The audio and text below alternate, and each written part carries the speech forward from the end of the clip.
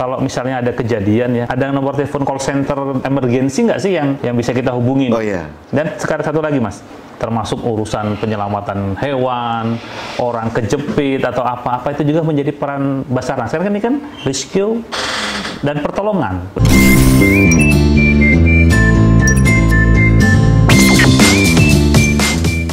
Sepanjang kita punya peralatan namanya ekstrakasi ya, peralatan reruntuhan di gedung, pasti akan kami hadir, pasti akan kami berikan pertolongan semaksimal mungkin. Dan itu bebas biaya, Bang. Basarnas itu sudah ditanggung oleh negara. Jadi jangan khawatir, jangan ragu, jangan takut untuk memanggil Basarnas. Ya. Nah, sekarang bagaimana caranya menghubungi Basarnas? Kan itu. Ya. Jadi kita punya call center 115 namanya. Itu standby 24 Standby 24 jam. Yang jawab juga manusia. Jadi kami ini sistem piket. Oh. Jadi yang jawab bukan mesin. Bukan operator ya? Bukan operator. Jadi yang menjawab ya petugas siaga namanya. Oh. Nah, ini yang menjawab. Jadi telepon ini akan selalu dijaga oleh petugas siaga kami.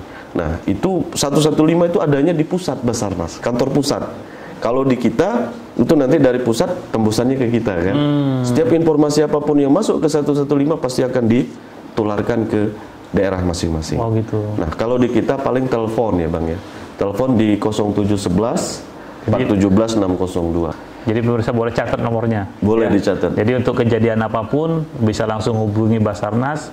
Insya Allah segera Pak ditangani. Segera. 115 call center dan 0711 417 602. Ya, seperti itu. Jadi terkait masalah musibah mungkin udah kita bahas tadi ya. Untuk penanganan ini kan terkait personil masih sangat terbatas. Kantor pusat Basarnas ini kan ada di Sumatera Selatan nih Mas. Kalau di kabupaten kota atau udah mencakup se-Sumatera Selatan atau belum nih kira-kira? Iya. Jadi gini Bang. Basarnas itu bekerja pasti tidak sendirian. Jadi Basarnas itu punya unsur potensi SAR namanya ya. Unsur potensi SAR. Potensi SAR ini baik itu TNI Polri, kemudian pemerintah daerah setempat, kemudian bahkan hewan pun yang sudah kita latih itu menjadi unsur potensi kita. Saya kasih contoh gini, contoh kasus ya Bang ya. Ada terjadinya banjir longsor ya. Itu kan kita mau mencari korban di bawah longsoran itu kan terkadang membutuhkan anjing-anjing pelacak. Sepanjang itu memang diperuntukkan itu untuk bisa mencium daripada korban yang di bawah longsoran itu, maka kita kerahkan itu. Nah, kemudian itu yang pertama unsur potensi. Kemudian bagaimana kita bisa memberikan bantuan secepatnya? Basarnas Sumatera Selatan ditopang oleh satu pos yang namanya pos siaga pagar alam yang ada di pagar alam. Kemudian 2 unit perbantuan, 2 unit siaga SAR namanya, yang ada di Oku Timur dan di Musirawas ya, di Musirawas. Nah, ini adalah titik-titik lokasi yang kita anggap strategis untuk memberikan perbantuan pelaksanaan operasi SAR dengan cepat, tepat, dan aman.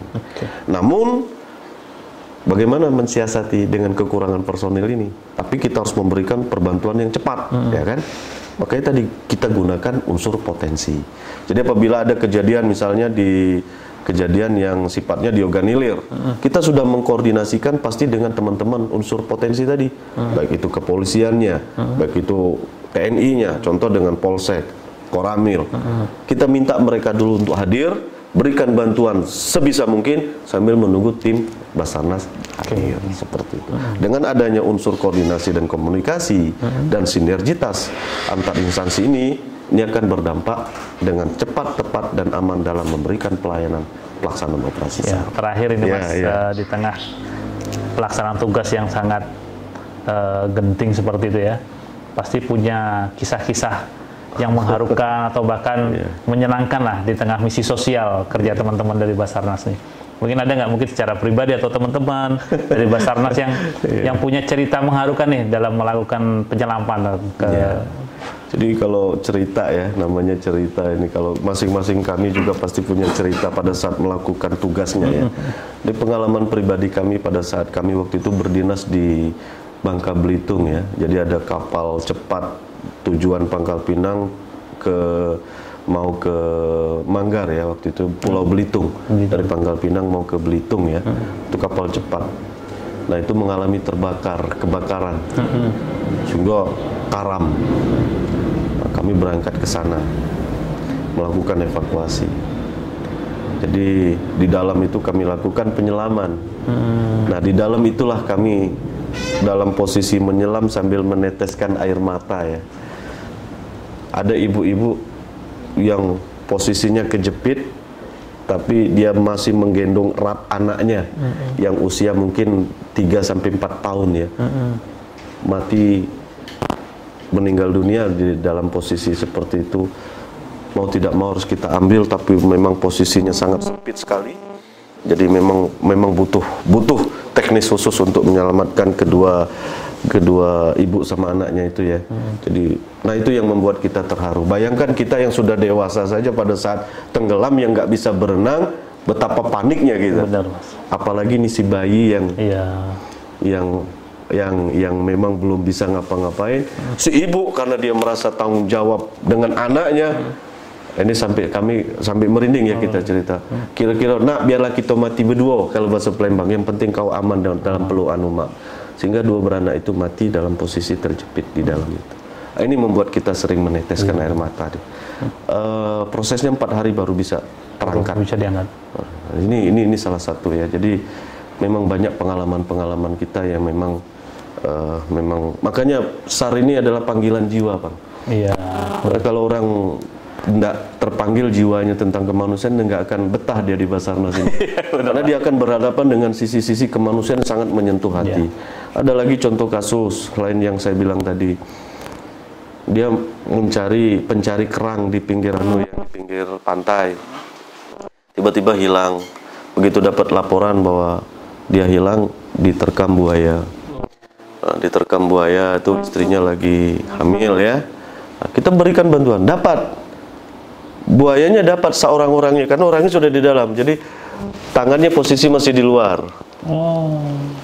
Badannya sudah di dalam perut buaya. Nah, ini yang betul-betul membuat kita terkadang miris ya.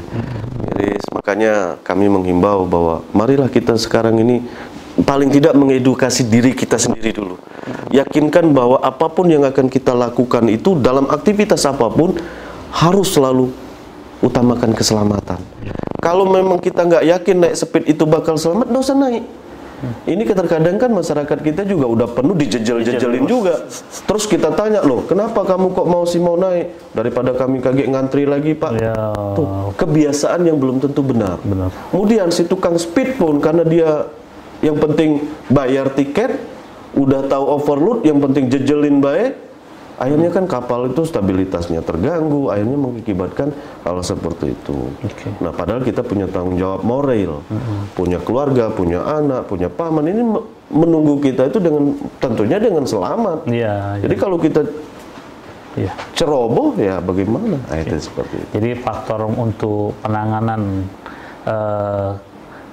musibah-musibah ini tergantung dari kita sendiri sebenarnya, Mas ya. Jadi juga banyak pihak terkait yang terlibat ya terkait masalah, kecuali terkait bencana alam atau kejadian-kejadian yang faktor di luar kemampuan manusia. Betul. Itu udah ranah lain ya.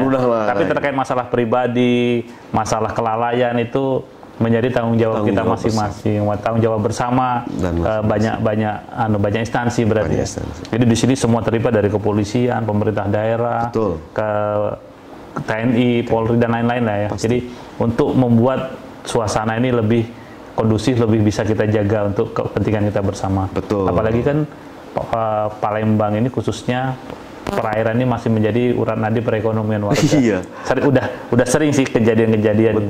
Jadi peran pemerintah untuk memberikan himbauan juga kepada pemilik kapal untuk melengkapi safety-nya itu lebih diutamakan sebenarnya. Itu meminimalisir kalau ada kejadian di lapangan gitu ya. Tidak mesti harus diawasin, tidak mesti harus disidak gitu loh. Kan juga buat yang bersangkutan juga gitu. Tinggal menumbuhkan ini ya, menumbuhkan kesadaran akan keselamatan itu. Kalau negara asing, penduduk negara asing itu dia tuh ya begitu, dia lebih nanti dulu. Misalnya kita mau naik gunung, dia yakinkan dulu, nanti dulu saya bawa peralatan ini enggak? Saya bawa peralatan untuk memancarkan signal bahaya enggak? Kalau dia nggak bawa itu, dia nggak mau berangkat naik gunung. Itu kalau Nah, berbeda dengan kita ini. Jadi kita ini ya pelan-pelan tetap akan kita upayakan edukasi. Itu yang kerjasama dengan pemerintah juga. Betul sekali. Karena kayak kalau kita misalnya mau naik speed nih, kita berhak dong mempertanyakan ada nggak sih pelampung atau apa gitu ya. Berhak kita bertanya mana life jacketnya. Ya. Terus konstruksinya sendiri speed itu. Ya. Bagaimana mau bisa evakuasi cepat kalau speednya tuh kecil pendek gitu kan? Nah, mungkin dari situ nanti peran daripada yang lain-lain juga. Pasti kita akan koordinasi ya. Lebih baik kita mencegah daripada kita menyelamatkan orang yang sudah kejadian seperti itu ya. Oke, pemirsa Cukup Pedas, inilah obrolan kita, segmen kita yang kedua bersama teman-teman dari Basarnas. Terima kasih sudah perhatiannya. Mungkin sebelum kita tutup, ada mungkin wejangan dari Mas Heri buat kita pribadi dan juga buat pemirsa agar kita masing-masing bisa menjaga keselamatan diri kita sendiri. Monggo, Mas. Ya, terima kasih Bang ya. Jadi dalam kesempatan ini izinkan kami dari Basarnas Sumatera Selatan ini didampingi oleh staf-staf kami dari kepala bagian ini menyampaikan himbauan untuk masyarakat, khususnya masyarakat Sumatera Selatan yang beraktivitas di sepanjang perairan Sungai Musi. Jadi mulai dari sekarang, mari kita sama-sama membiasakan hidup yang benar. Jangan sekali-sekali kita putar membenarkan yang biasa. Karena yang biasa belum tentu benar. Jadi utamakan selalu keselamatan. Baru kita melakukan aktivitas apapun itu juga dan dimanapun juga. Itu saja pesan saya. Oke, mungkin cukup sekian pemirsa Cukup Pedas. Next kita ngobrol lagi di lain waktu. Terima kasih. Wassalamualaikum warahmatullahi wabarakatuh. Waalaikumsalam.